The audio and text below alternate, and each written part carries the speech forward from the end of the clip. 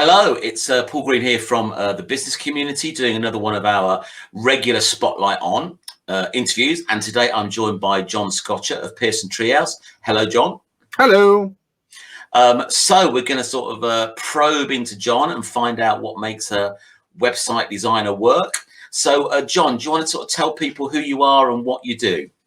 Yeah, I'm John Scotcher. I have a web development company called Pearson Treehouse Web Development, which I started back in 1999. So the business was actually 22 years old at the start of this month. And the clue is in the name of the business. I develop websites. Okay, so you've been designing websites since Noah was a boy, as you just alluded to. So what got you into that business in the first place?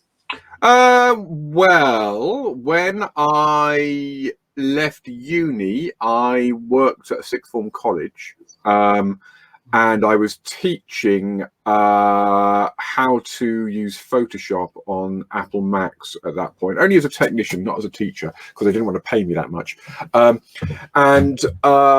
At the same time, I bought my own first PC, having only used the university machines before. Played games for about 6 months, enjoyed them, and then thought, I wonder what this thing can do. Is it as good as a Mac? Started playing with it from there, and sort of taught myself the programs that I didn't know, got into the idea of websites. And then when I left there circa 1997, I worked as a tie designer, thrillingly, for a corporate tie company. And when I say designer, actually what I did was simply take company logos and put them onto existing designs of ties. So it wasn't hugely creative. But it was when websites were really very first starting to get commercial, at the very beginnings of that.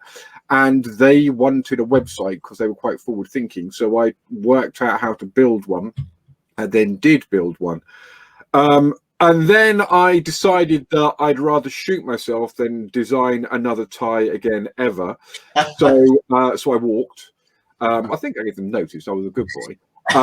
And then went back to them as a freelancer and charged them extra money, which to me struck as a brilliant idea. And I was working from home, and I then started to build websites for various of the small businesses that I'd met through my connections with that company. I started off as a designer, working with a guy called Dave Pearson, who was a coder, hence Pearson Treehouse. Okay. Within a couple of years, we were building fairly large websites for the exhibitions industry. We used to do the fantastically named FoodX MeatX, which, as you can imagine, was an exhibition for food and meat that was run up at the NEC, and we built an interactive website for them that was on touchscreen at the exhibition, as well as available obviously online. And after about another year or so, Dave got really into websites for registrations. So you would register for a show before you went by going online, and got massively into that and started a separate company, which didn't interest me at all because it was very boring design-wise. So we kind of split. I kept the name and started continuing to work for small business and designing websites for that kind of thing. And I've been going ever since. I think I still have maybe 2 customers now that I built their original sites for them back in the early noughties, and they're still with me. And then many customers from then on that are still with me. So I've kind of built from the 3-page website, tiny little thing when a company starts, all the way up to huge bloody websites as larger companies require when they're much more bespoke. Okay. So the Pearson from Dave, the treehouse from where you were living at the time, or where you're in now? That's right. I lived in a treehouse. Well, you've got that resemblance to Swampy, haven't you? Was it Swampy? Yeah, why not? Treehouse, any? It was there was a book I read, a book by the author Tad Williams, and the hacking group in it. It was a science fiction novel. The hacking group in it were called the Treehouse because they dropped their ladder from wherever they were on the internet and let people in. And I quite liked it, so that's why I took Treehouse, because I thought it was very pretentious to use my own name. Although actually, The company legally now is John D. Scotcher Limited. So I got over that pretension about 10 years later. You moved on. So obviously technology has evolved quite massively from the days where I remember using Front Page. Was Front Page Yeah. and Dreamweaver, was that another one that people used to use? I still have it on my computer to this day. Right, okay. And then Flash was sort of like all the rage at one point. Now I guess it's moved on to I guess content management systems is the place where most people go, so they've got more flexibility over the control of their website. So obviously you know about WordPress. WordPress is what most people know. You use a slightly different platform. So do you want to say a little bit why you chose that path versus the if you like traditional WordPress path for content? Yeah, because I'm not an idiot. Sorry, no offense, WordPress. I don't mean that. It's got its place and it's very, very good. And I will rant about WordPress later, I'm sure. But the reason that I chose the platform that I chose is because I came to web development from a design background. Mm-hmm. So when I wanted a content management system that would allow my customers to edit the content of their own website, I didn't want something that I had to shoehorn my designs in to fit the way it worked. Mm-hmm. And also, when I got into content management systems, which was circa 2007, 2008, WordPress had only just moved from its origins of being a blogging platform and hadn't really developed into the content management system that it claims to be today. As a consequence, it just wasn't fit for purpose for what I wanted. Although I come from a design background, I learned code by coding it. So my first websites, when I first got into the code side of things, are entirely built using nothing but Notepad. I just coded everything by hand, and I'm quite a purist when it comes to websites. I don't think there should be a single person in the world who claims to be a website developer that doesn't know their way around code. Sadly, there are tens of thousands, if not hundreds of thousands, because the platforms they use make it easy for them to not bother learning anything, which is a terrible shame, but it is what it is. But because of the way that I code, both then and now, I code using Dreamweaver. Dreamweaver's a great platform, but I just keep it constantly in the code window. I never bother going into the design window. But it means that when I design something in Photoshop and I design it to the pixel, I can design that with the understanding that the final website is going to look to the pixel what I've designed. So when I present a design to a client and say, this is what you're going to get, it actually means this is what you're going to get.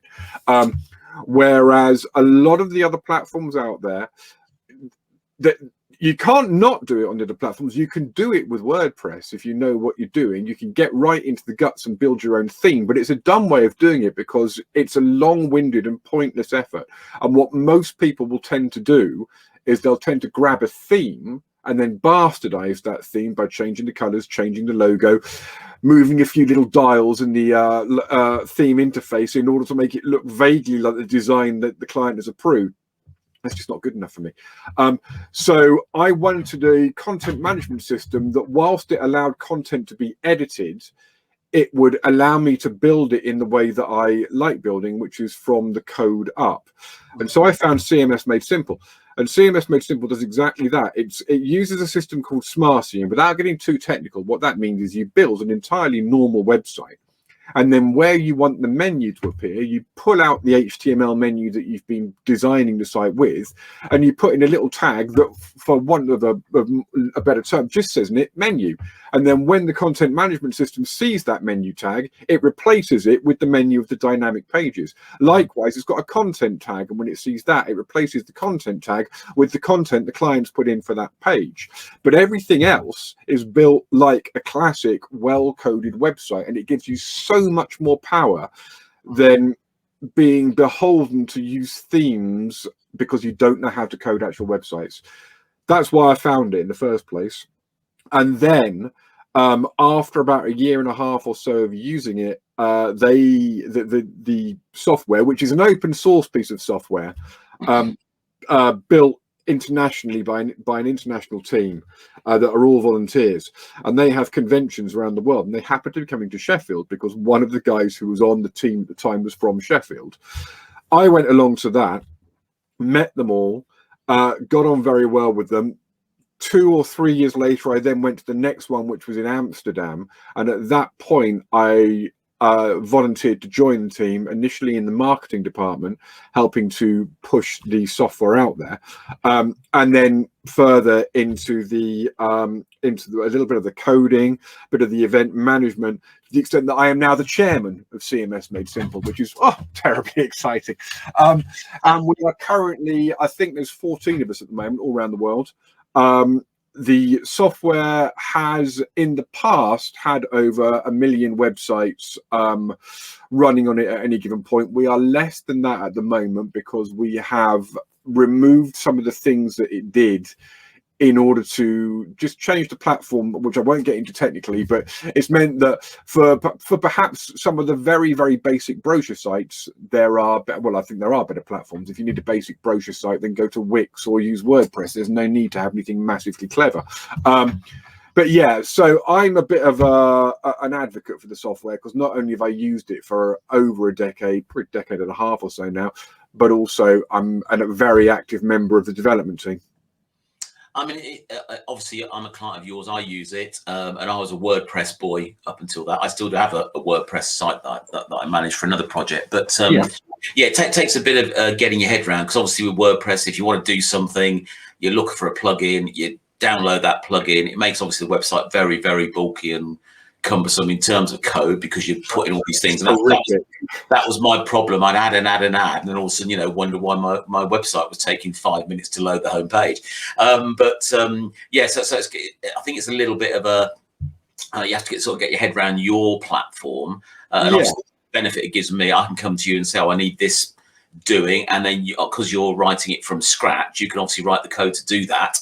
Because often with plugins you get them and they're overkill for what you actually want, and you try and say you're trying to make them work for what you really want. Whereas from my point of view, I can just say, web boy, design that, and you go away and design it for me.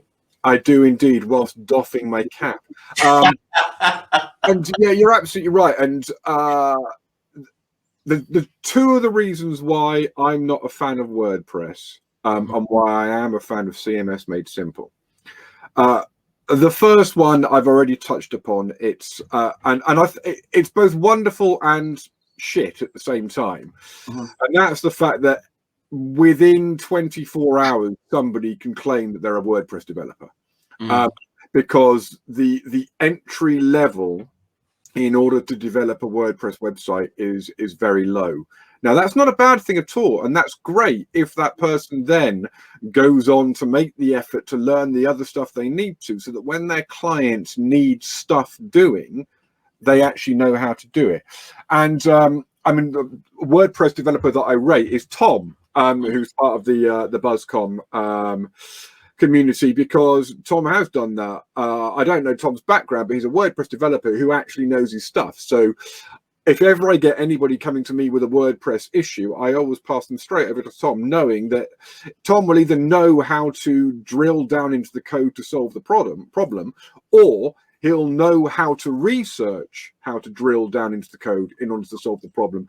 And that to me is why I grit my teeth each time I go into a networking meeting, and it's happened time and time again, when somebody comes into the room and goes, I'm a WordPress developer. And I think, well, let's see how long you last. And 3 or 4 months later, they've disappeared entirely off the circuit, because they realize it's a financial race to the bottom, because there's so many at that level WordPress developers. And they realize the work isn't out there because there's so many at that level WordPress developers. So that's the first thing.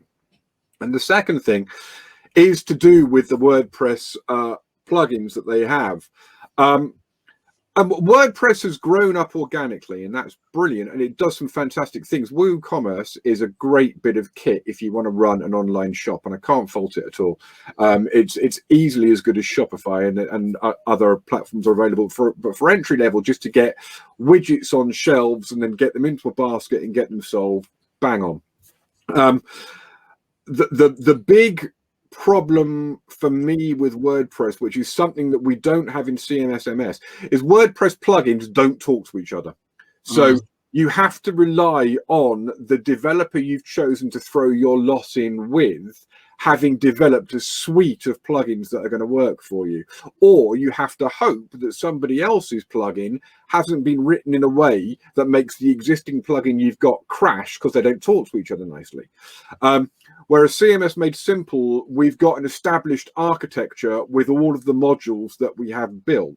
So when two entirely disparate module developers come up with something and build a module and stick it into the forge to be made available, you can guarantee you can make them talk to each other. And thus you can mash them up to create something unique that will solve a particular customer problem in the middle. And that just is peace of mind, knowing that you aren't going to have to spend hours as the developer battling to find plugins that are actually going to work together before you can even get on with the job. And funnily enough, I was chatting to Jess about this, Jess Shales, a while ago, and she was saying that for her and her team, when it comes to the more complex sites, they spend more time trying to trawl the plugins repository of WordPress to find plugins that will actually work together as well as do their job they need to, than anything else, which to me is, from a developer's point of view, is an utter waste of time.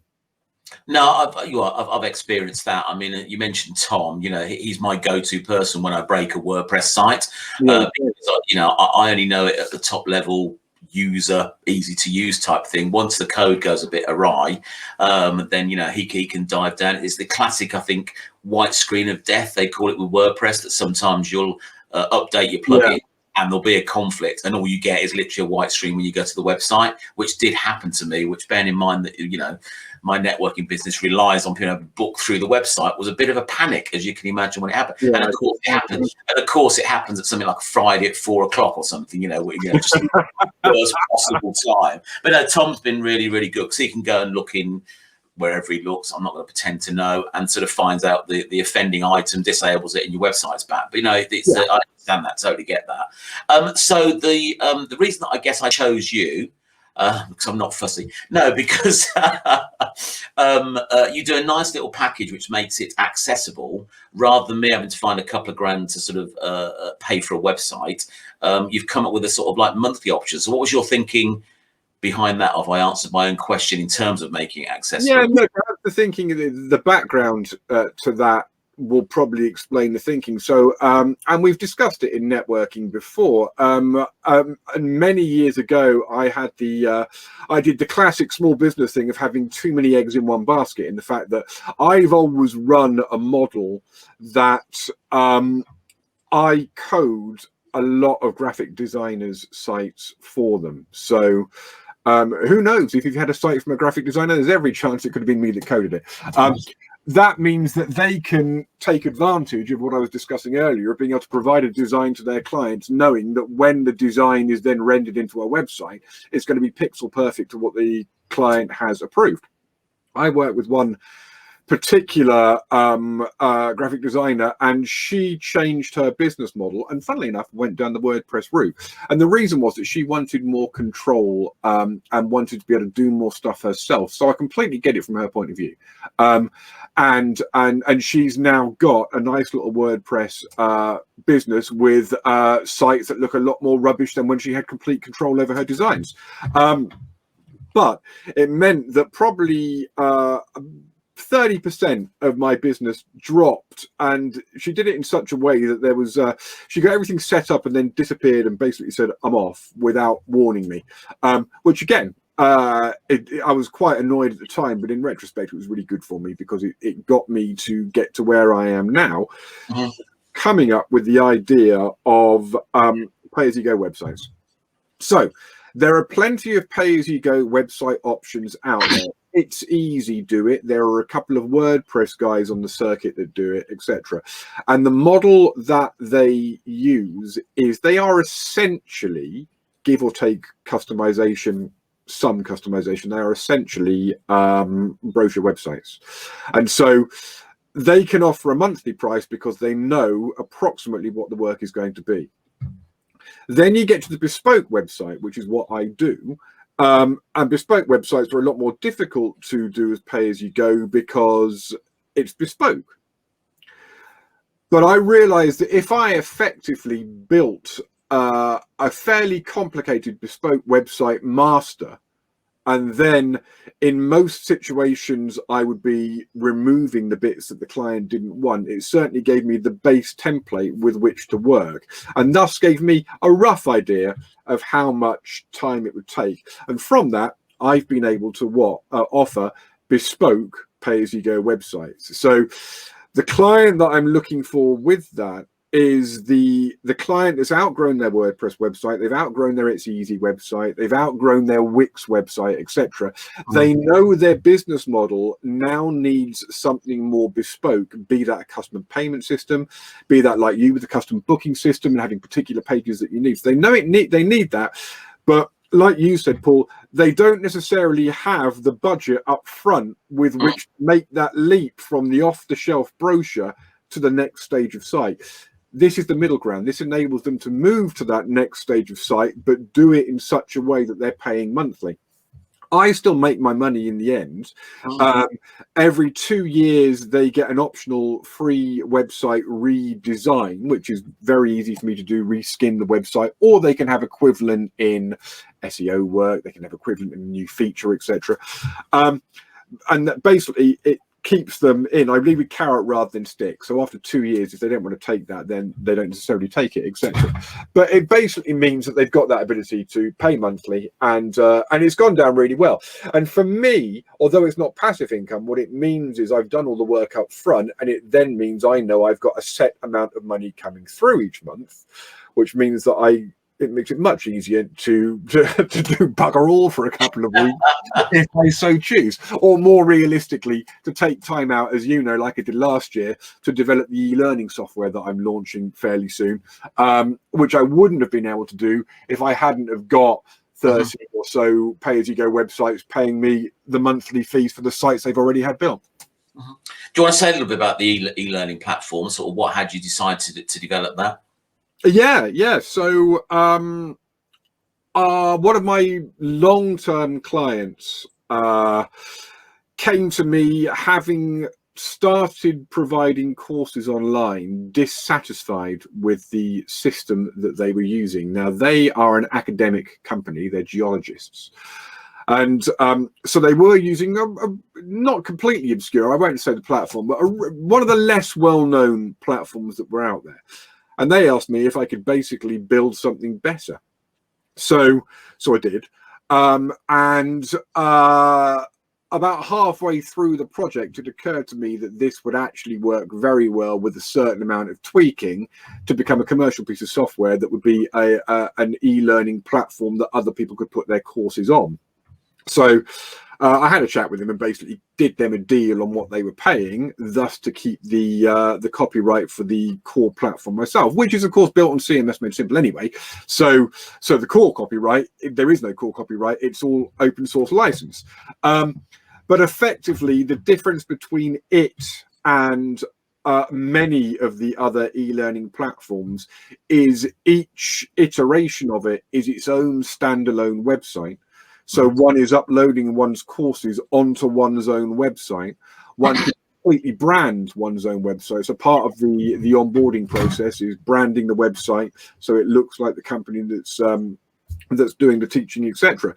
So it's an alternative for people that want to get their courses online. It's not for the individual or small company that's got one course they want to get online. There are plenty of platforms such as Teachable out there where you can do that, dip your toe in the water and see whether the business model is successful for you. The clients that I'm interested in finding are clients probably that are already trainers that have got 4 or 5 courses at least that they want to get online, and don't want to have those courses lost in the ether of a giant faceless platform where they're just one tiny course amongst millions, and want to have their own branded website. And of course, because it's on CMS Made Simple, the other thing one can do is run one's entire website for it. In fact, I'm actually I'm mid-build at the moment for a mental health first aid company that provide mental health first aid courses to business and individual, and they're ditching their main website and just using the online platform with all the course power and using the rest of it as their brochure website as well. So they've actually ended up saving themselves money for what they were paying in the first place, and ditched Teachable and ditched their current website and amalgamated it all into one. So yeah, it's been a good little process, and I am battling to get the last couple of marketing videos shot this week, thus to launch it at the end of the week, all being well, and Paul Green and other people not bothering me and making me come and chat for an hour when I'm trying to make video. Well, you didn't put your holiday request form in, John. How am I meant to? I'm so sorry. I should have thought that through. So I think it's a great idea. I mean, I like the idea of being able to white label it, and in the current climate room where a lot of people have had to transition their business online, then having a flexible platform like that has got to be a benefit. So good luck with it. So I often ask people, what drives them, what's their why, what gets you out of bed in the morning doing this after 22 years. So what would you say is your get out of bed each morning motivator? It's a good you're asking me that now. If you were to ask me that at 7:30 as we're starting BuzzCon, I'd have a far different and probably quite offensive answer. What drives me? I don't know. I think I do know. Obviously, I know. What drives me is it's the day-to-day challenge. Actually, if I'm completely honest, I like playing bank balance. I do like using that as a scoring system because I was a teenager in the 80s, and therefore Thatcher has tarnished me forever. But it's the challenge of what I'm doing. So if, for example, today I'm making videos, thoroughly enjoying making videos, and so each little thing that I do, it's working out something new. I guess actually challenge is one way of putting it. It's learning as well. That's what really drives me. I love facts, and I wouldn't say mastering new skills, but certainly getting my head around new skills. So anything that causes me to have to research and learn and do a new thing, that's what drives my day to day. And longer term, what drives me is developing both the pay-as-you-go and now the e-learning system, which I'm pretty excited about, to a stage that is generating me enough money on a monthly basis that I don't have to work as hard as I've done for the past 20 years, which I've thoroughly enjoyed. But after 20 odd years of having a business, it would be quite nice not to slow down, but to be in a position that if I want to take a month off and go and write a book or whatever it is I'm doing that month, then I can. So and also now I've been forced to have a child by the evil wife. I suppose I have to start getting some money together so I can send it off to boarding school as soon as it's able.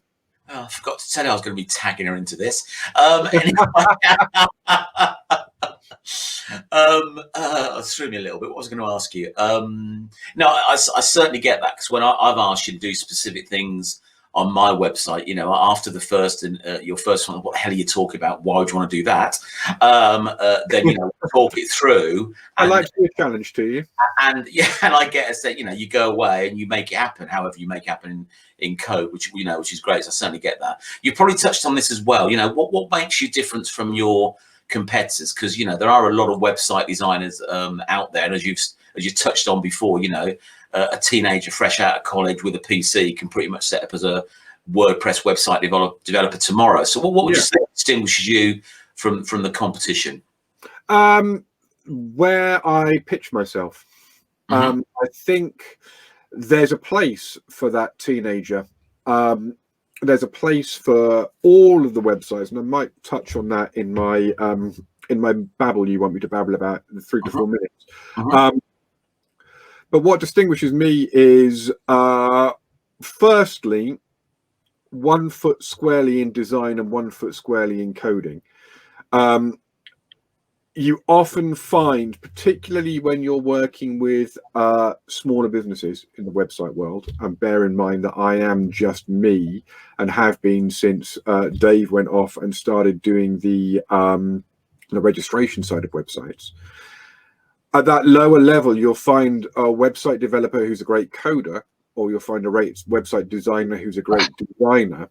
And never the twain shall meet is a slight exaggeration, but often, and this is also a slightly traditional viewpoint, but often you'll end up with a well-coded website that looks absolute shite, or you'll end up with a good-looking website that's slow as hell when it comes to getting you into the search engines. So having a comfortable foot in both camps is not unique but unusual. And I'd say the bespoke stuff at the level with which I'm able to do it, which is, you know, that's unusual. You're normally paying a shed load more for what I do, but I don't charge a shed load more because it doesn't cost me a shed load more. My operation is quite lean, and I'm perfectly comfortable passing that saving on to the client. Good man. Good man. So what was you, of course, in the 22 years of you being in business, John, what would you say your biggest challenge has been? God, I don't know. I've been pretty lucky. So, I mean, you know me, you know that veneer I have of kind of coasting through life perfectly happy, angry at various pointless things, but never really. That's not really a veneer. That's the case. I'm just, I guess there have been times where I've had the occasional challenging client that when I was earlier in the business, and I found myself more married to my clients than I need to be now, even though I'm happy to remain married to clients now. Those times of being a little bit more green, perhaps being what I thought at the time was stuck with a client who was hard work and not really understanding that I didn't need that client. That was something that it took experience for me to realize that didn't need to be the case. Obviously, early on, like anybody in business, particularly before I had things like pay as you go, and when I was really young and didn't necessarily have the breadth of existing clients that I have now, there's the month to month, where the hell's the rent going to come from next month? But you know, that's kind of a touch wood. That's a long way in the past now, because you know I have got 22 years worth of clients, of which many remain with me, and many pass me new clients by nature of the fact that they trust me and rely on me. So I don't know. I guess maybe the other thing most recently is time more than anything else, by nature of having a family, trying to get the time in to work. And since Tovi, my daughter, was spawned, I have split my time. I look after her 2 afternoons a week, just because we're too much of skinflints to pay for that much nursery time. And actually, joking apart, I like it. And I'm lucky that I can take 2 afternoons out a week in order to look after her. But that doesn't mean when I've had 5 jobs come in and they all want things next week, I don't find it slightly stressful that I've got 2 afternoons out of the office that I can do with the work I need to. And one thing that I absolutely swear by and have done for the past decade is I will not work evenings and weekends, because I put the time in and we don't work. I think I understand why people work evenings and weekends, but I've done my time doing that, and that's not why I have a business. No, absolutely. You know, you found the right balance. So Mark Costa's tuned in. He asked a question. I can't put it up on the screen because it is a little bit War and Peace, and it might blank out the screen. So he said he's redesigning his site with the intention of each of his service pages to have a section of FAQs specific to that service and an explanation of the overall process. His hope was that would perhaps have some SEO benefits, but it's been suggested to him that this might be too much info, and that the marketing objective should be to get them to react, and holding back some info would be preferable.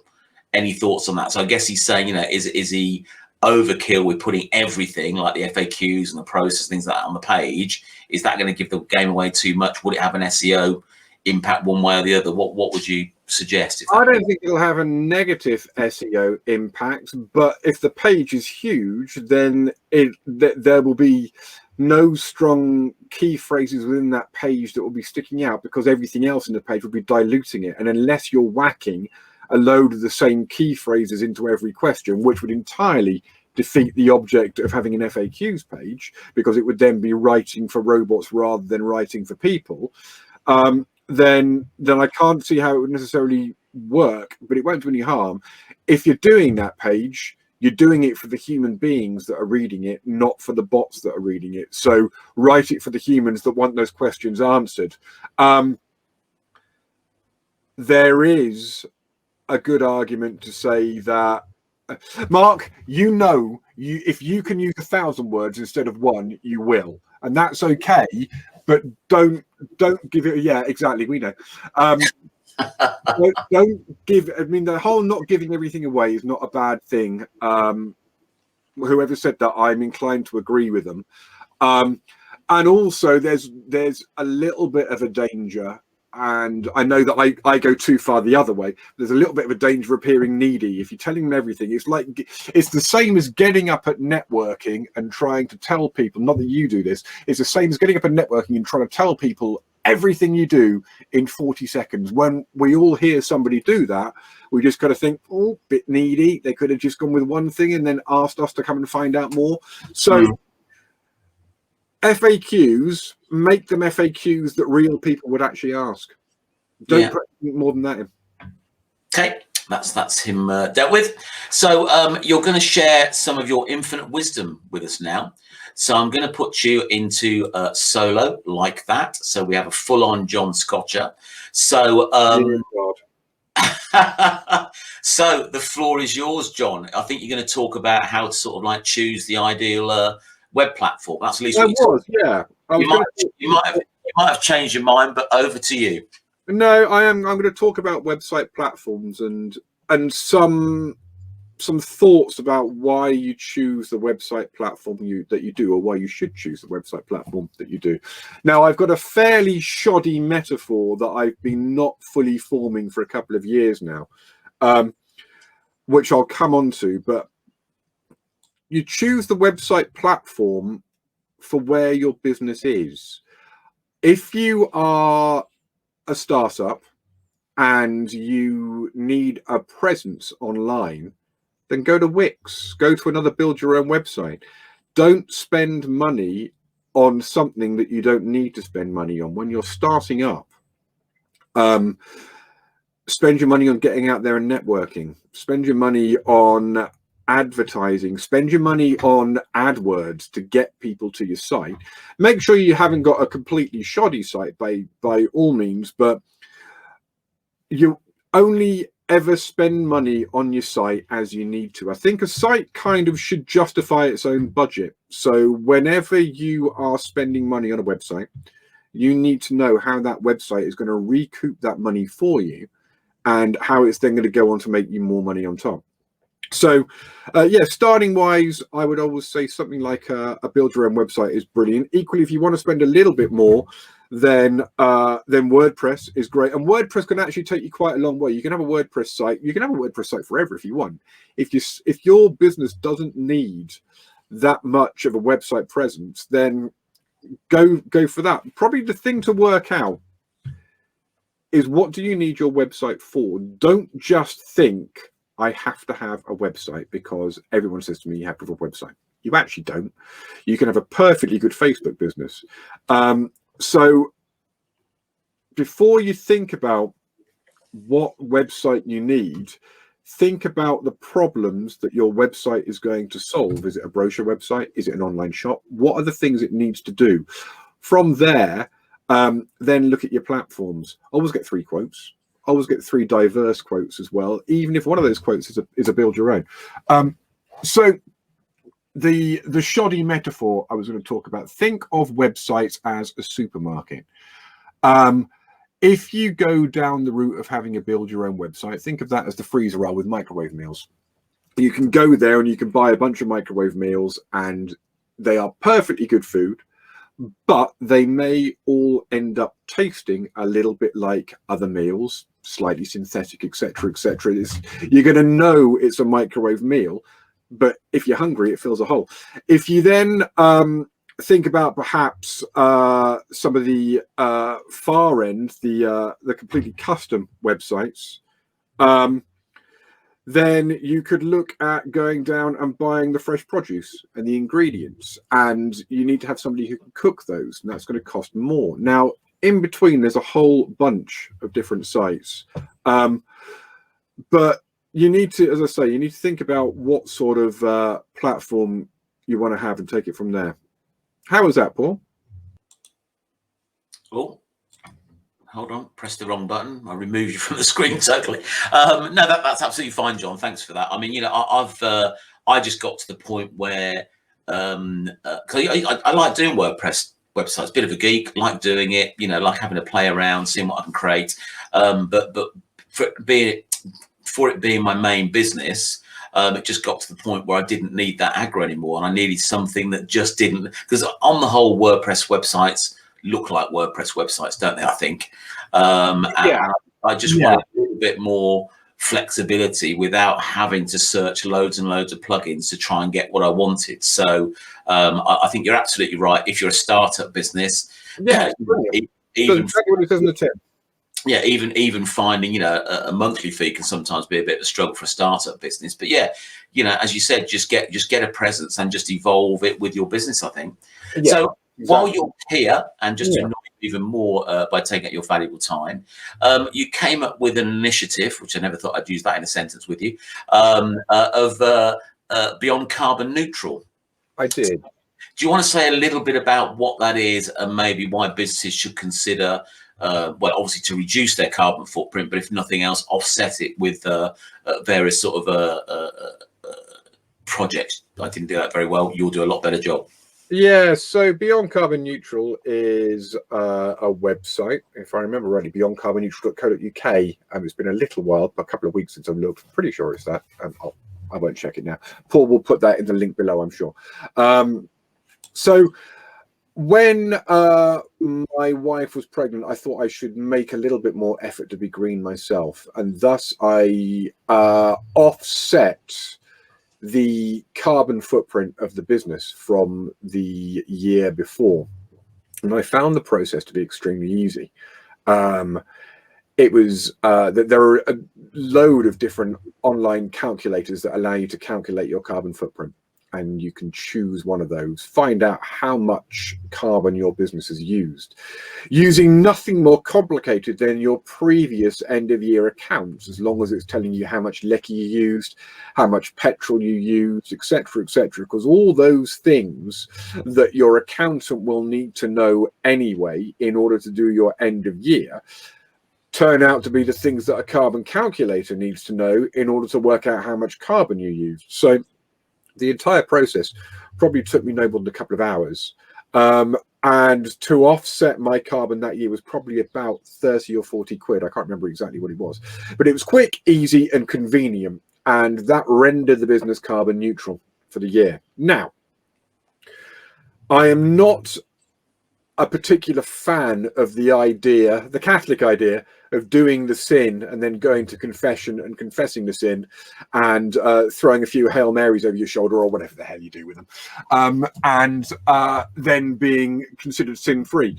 And thus, the idea of spending the carbon in the business and then just paying to offset it, to my mind, is an uncomfortable way of being carbon neutral. But it did get me thinking about carbon neutrality. And it also got me thinking about how I could encourage other businesses to do the same. So I then set up Beyond Carbon Neutral as a website, which basically kind of explains what I just explained to you. Gives a bunch of different options of carbon calculators that can be used, and also gives some example charities that will allow you to carbon offset. And I've then, through I'm going to call it a lecture series, but what that means is just pimping myself out to Paul's meetings and talking for 10 minutes. Through doing the 10-minute talks, I've encouraged other businesses to go onto the site, find the links, and carbon neutralize themselves in the same way. But behind that, and what I've done since carbon neutralizing in the first year, is basically getting businesses thinking about how much carbon they are using, which they naturally will do as they're carbon neutralizing through the calculator. And that then encourages them to not only change the calculation or do the calculation year by year, but also find ways to reduce the carbon they're using each year, thus to reduce it in their calculation. So that's why it's called beyond carbon neutral, because the idea is that although you start off by calculating your carbon footprint and reducing that through offsetting, ideally it then shows you where you can make savings to become a more carbon neutral company in the first place before you need to resort to offsetting. And I think we've got, I can't remember how many businesses we are at the moment, but if I just type in beyondcarbonneutral.co.uk, currently we have through all the businesses there, we've offset 282, nearly 283 tons of carbon through that website and through businesses signing up. So I count it as a quiet success. It's become a little harder to do this year by nature of the pandemic. But on the plus side, most businesses are spending markedly less on travel anyway. So everybody is a little bit better carbon-wise than they were last year. I'm going to ramp it up again once we get out of the current lockdown and try and pull more businesses on board. Why should businesses do it?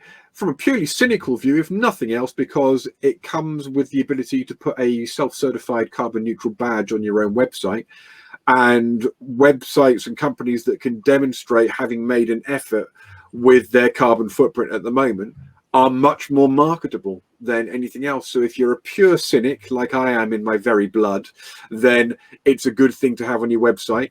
If you care about the planet and feel that you want to get on board with something like this before you're forced to do it anyway by legislation, which will happen, then come and join us and be part of the movement. Nice to know you've had a movement on this video, John. Oh, no, I recommend doing it. It's not as hard as you think. And I think if you are a small business and think, well, it's up to the bigger business, the mass production facilities and all those people that it's their job and the government's job. There's 5 million SMEs or that round about that sort of level. If everybody did something to A, offset their carbon footprint, and B, reduce it, then that would start to make an impact. You don't have to wait for all the bigger corporates to do that. So final thing, John, given your experience over the years, if you were to sort of like give one sort of top tip for any small business out there, what would that top tip be? Don't bullshit. Okay. Don't claim or attempt to do the things that you don't do. Be a master of what you do. Don't try and be a jack of all trades. I think that's good advice. Absolutely good advice. Thanks for your time today, John. I know you were having a week off to focus on your e-learning platform. Didn't realize that, so I do appreciate you taking the time out. No, thank you for disturbing me. It's my pleasure. So we'll end the broadcast there. Thanks very much.